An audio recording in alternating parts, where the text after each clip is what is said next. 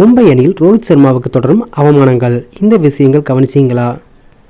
IPL 2025 cricket தொடரில் Mumbai Indians அணி ஒரு வழியாக தங்களது முதல் வெற்றியை பெற்றது. முன்னதாக தோனிக்கு முன்பாகவே மும்பைக்கு 5 கோப்பைகளை வென்று கொடுத்த ரோஹித் சர்மா வெற்றிகரமான IPL கேப்டனாக சாதனை படைத்துள்ளார்.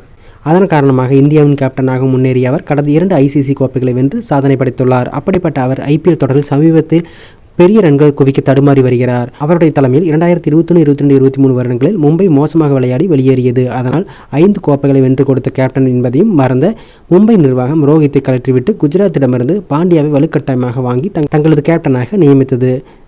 அந்த முடிவுக்கு மும்பை ரசிகர்களை எதிர்ப்பு தெரிவித்து பாண்டியாவுக்கு எதிராக கூச்சலிட்டனர். மறுபுறம் கேப்டன்ஷிப் பொறுப்பு கைக்கு வந்ததும் ரோஹித் சர்மாவை பவுண்டரி எல்லைக்கு சென்று ஃபீல்டிங் செய்யுமாறு பாண்டியா அவமானப்படுத்தியதும் மும்பை ரசிகர்கள் கோபமடைய வைத்தது.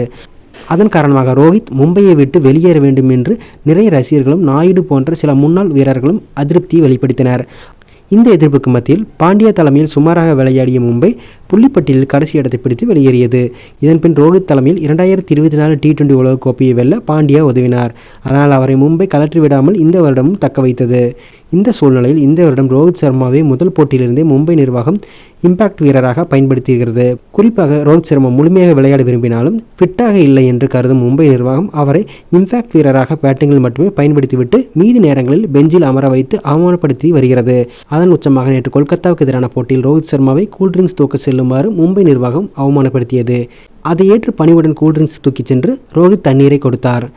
அவரிடம் மற்ற மும்பை வீரர்கள் யாருமே போட்டி சம்பந்தமான விஷயங்களை பேசவில்லை. அதனால் ரோஹித் தனியாக நின்றுவிட்டு வந்துவிட்டார். இதை பார்க்கும் ரசிகர்கள் IPL கோப்பையை கேப்டனாக வென்ற ரோஹித் சர்மாவுக்கு மும்பை அணியில் அவமானங்கள் தொடர்வதாக அதிருப்தியை வெளிப்படுத்துகின்றனர். ஏனெனில் சமீபத்தில் 2 ICC கோப்பைகளை வென்ற ரோஹித் சர்மா இப்பொழுது வெளியே வந்தால் கூட பஞ்சாப், டெல்லி போன்ற அணிகள் கேப்டன்ஷிப் கொடுத்து வரவேற்க தயாராக உள்ளன. இதுபோக இம்முறை ரோஹித் 0, 8, 13 என பேட்டிங்கில் பெரிய ரன்கள் குவிக்காமல் தடுமாறி வருகிறார். அதனால் ரோஹித் சர்மாவுடன் நேற்றைய போட்டியின் முடிவில் மும்பை அணியின் உரிமையாளர் நீதா அம்பானி கொஞ்சம் கோபமாக பேசியது குறிப்பிடத்தக்கது.